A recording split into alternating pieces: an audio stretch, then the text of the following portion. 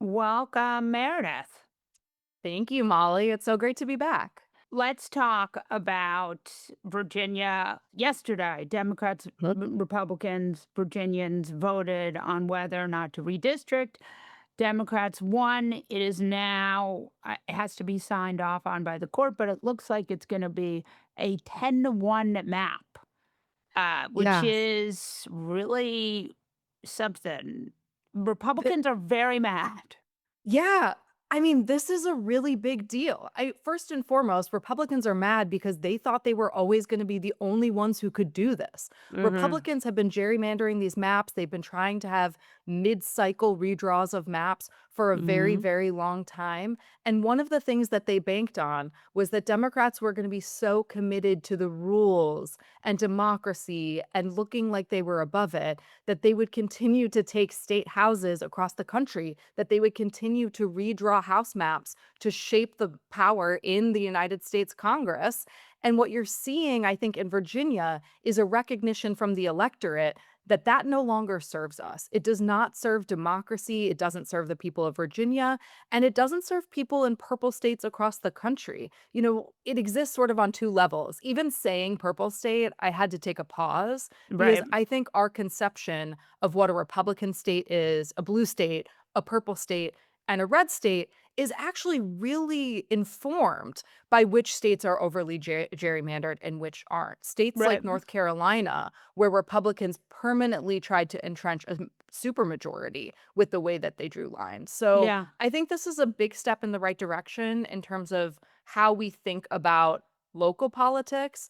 But I also think it's really important in terms of how we think about national politics, how Democrats can act across the country, and the kinds of steps required to actually reclaim democracy that we have lost. Because it no longer is beneficial to pretend like we live in an ideal world and hope that it bounces back. What you're seeing in Virginia is that 51% of voters there see the world we're living in, don't like it, and want to do something about it.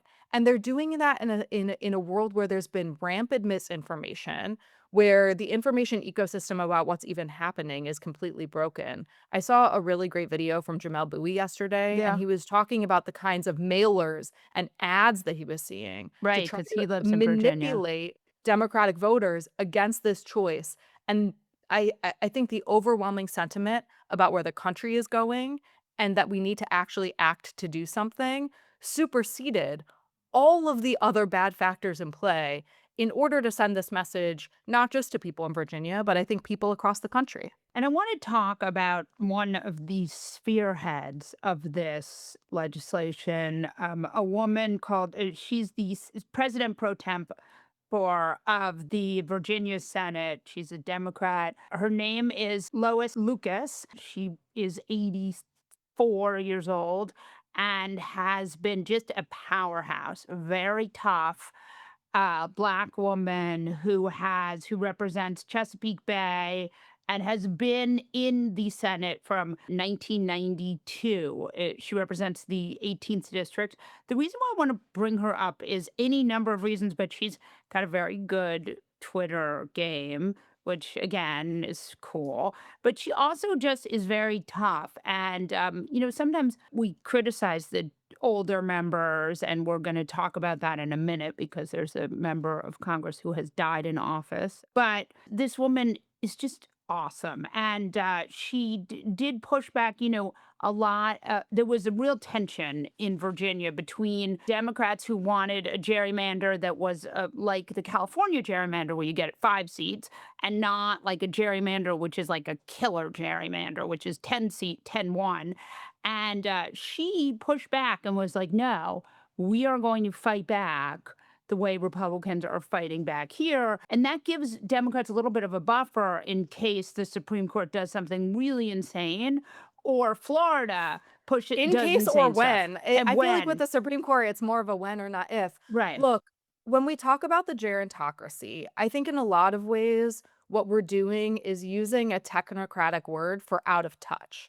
right, And for some members, I think the issue is not that they are old. It is that Right. they're completely out of touch with the lived experience on the ground for the people that they are supposed to represent. Right. And paying attention to these issues, understanding them fully, it's not necessarily a function of age. You could have a Right. 25-year-old in Silicon Valley who doesn't really get the fall of Mhm. democracy or the rise of authoritarianism.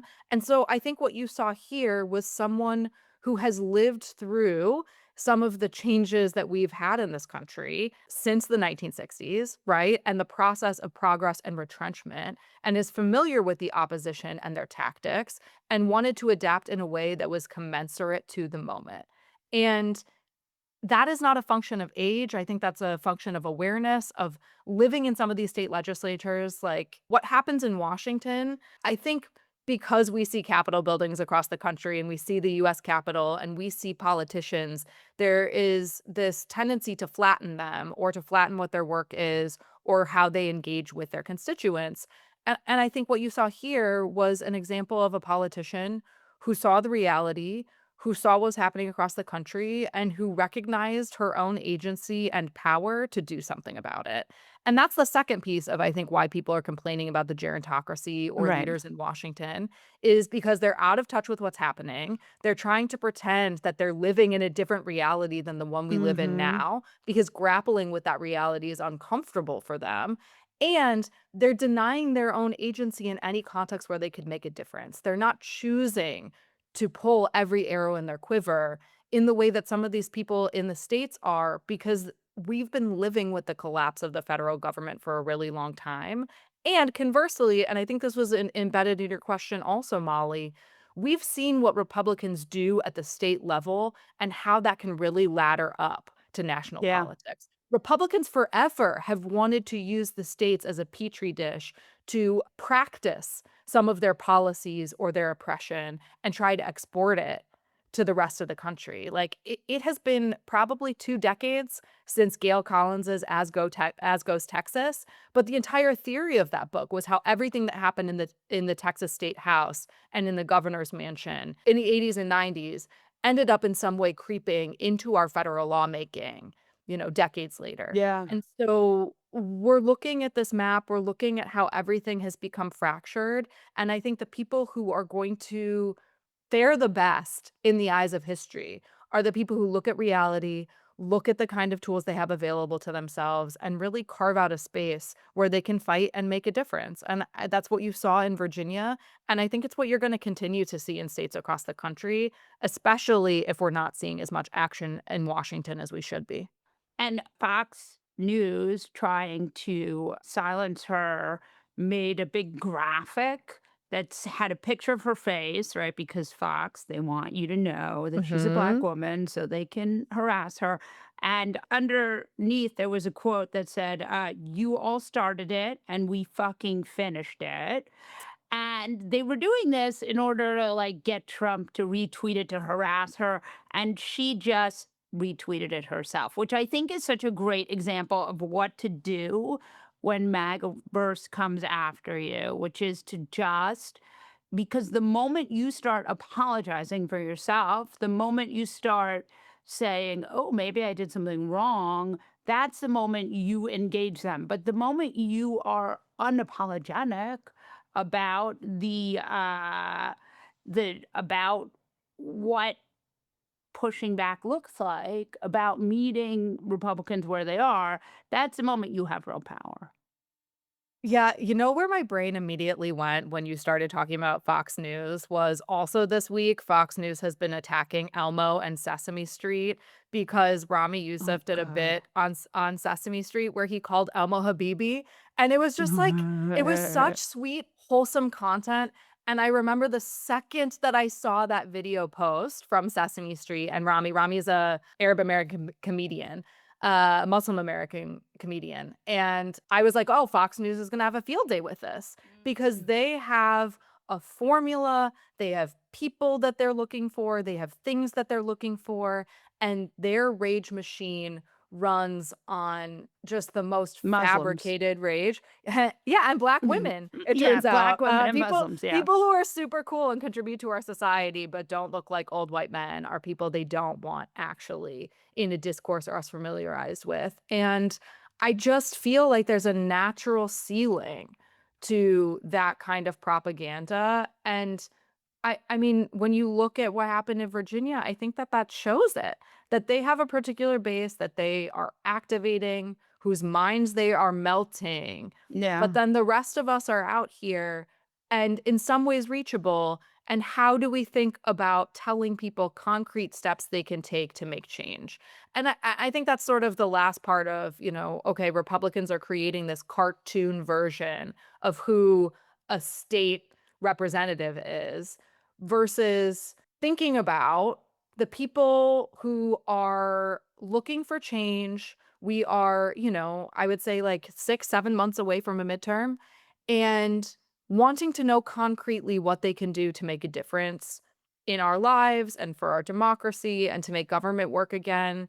And I think the cool thing in Virginia or California pursuing this proposition is it's something concrete, it's tangible, it's easy to explain why it is necessary, and people are voting for it.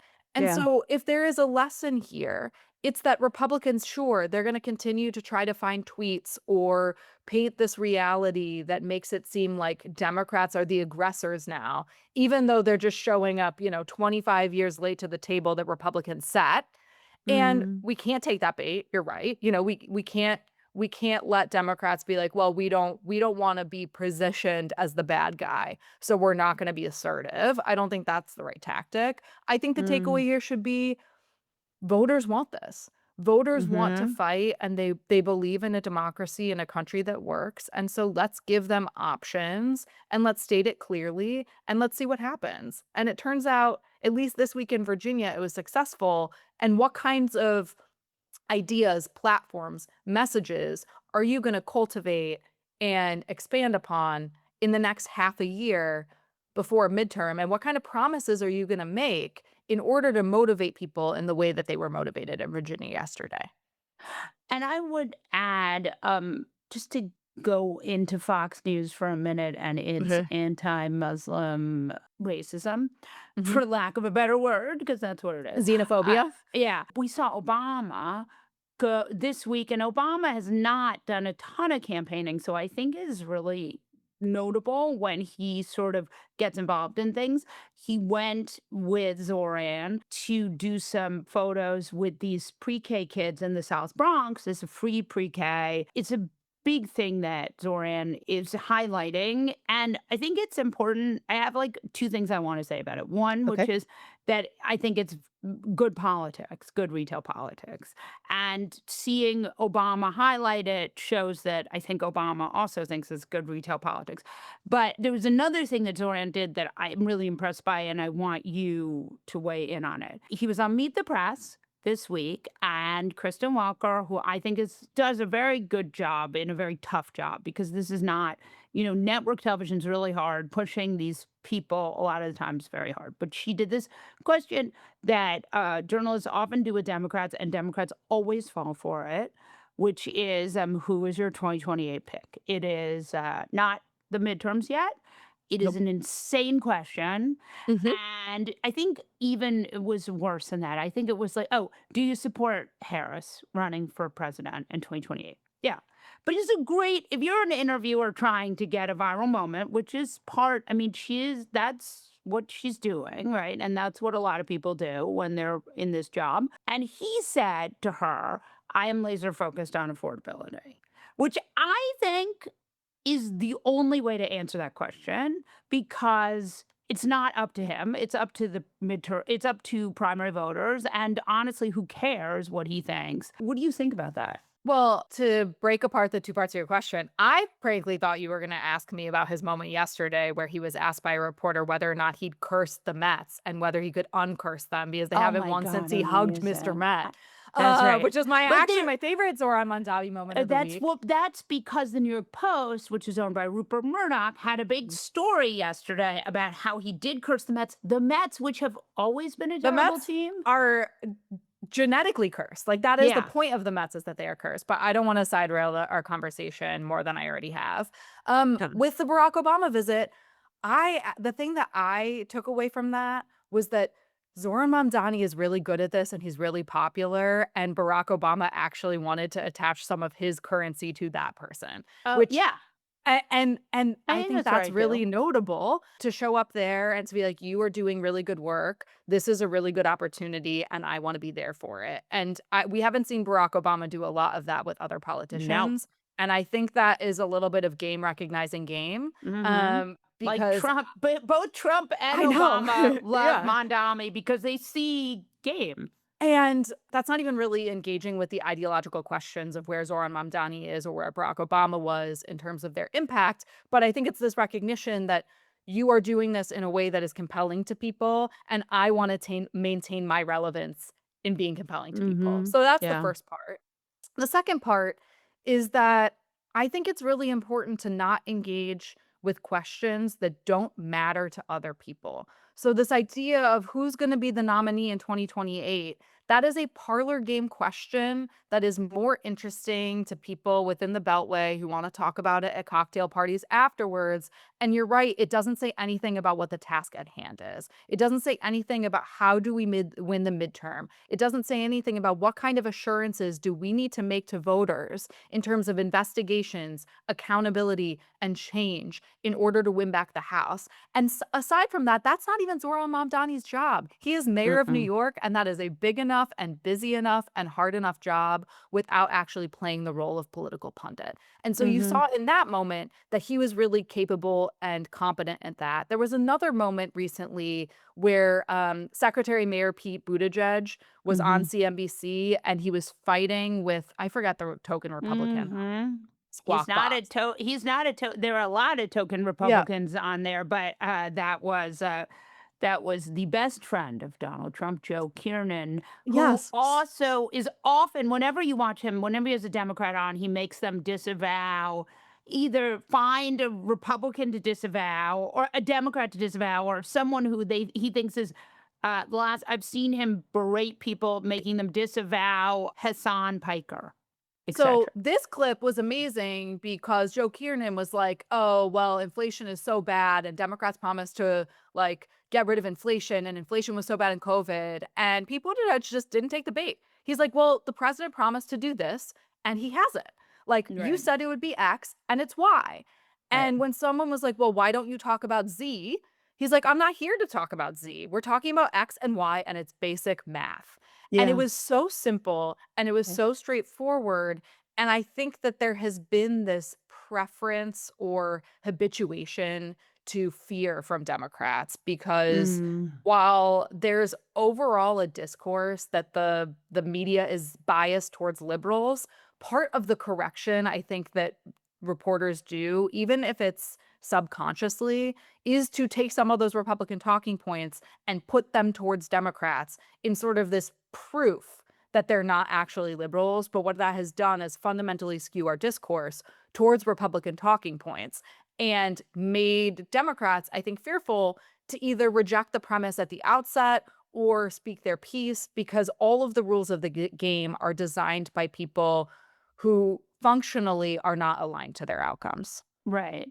No, I think that's a really good point. Speaking of gerontocracy, and you and I both critical of this often, but today we have a Democrat, an 80-year-old Democrat, has died in office. David Scott, he is one of the many backbenchers in Congress. He is 80. It's very sad. He's died, but it also means that the shift in the Democrats do not have the majority, Republicans have the majority, but it's very tight. Let's talk for a minute about what last week we saw Eric Swalwell, who has been on this podcast and who I knew and was friendly with, and who turns out to be accused of some pretty heinous stuff. He resigned. And at the same time, they had a Republican called Tony Gonzalez resign. It was sort of a one for one. Gonzalez had an affair with a staffer who set herself on fire and is accused of having other affairs with staffers and also perhaps sexual harassment too. So both resigned at the same time. There's also another member of the House, a Republican, Corey Mills, who is accused of some really heinous stuff and also has an ethics investigation against him. Plus, we have Cheryl Sherfulis McCormick, who has resigned. She was, long story, but she's alleged to have taken $5 million in COVID funds and used them for campaigning. Discuss. So you're going to have to invite me back so we can spend more time talking about the culture of misogyny and absolute ethical morass that exists on Capitol Hill. But Yeah. to your question, I actually think this relates back to what we opened with and the idea of gerrymandering and what is fairness and what undergirds our democracy. Any chamber where one person dying could upend the balance of Yeah. how we function as a government is probably not a really stable system. And the idea that Tony Gonzalez could not or would not be released from Congress until Eric Swalwell also proved to be a monster in this insane sort of eye for an eye Hammurabi's code of bad Yeah. people who need to be like kept on a ledger because one vote could make the difference on whether or not the current president of the United States gets to run around completely unchecked and with no congressional investigations. That's a bad system.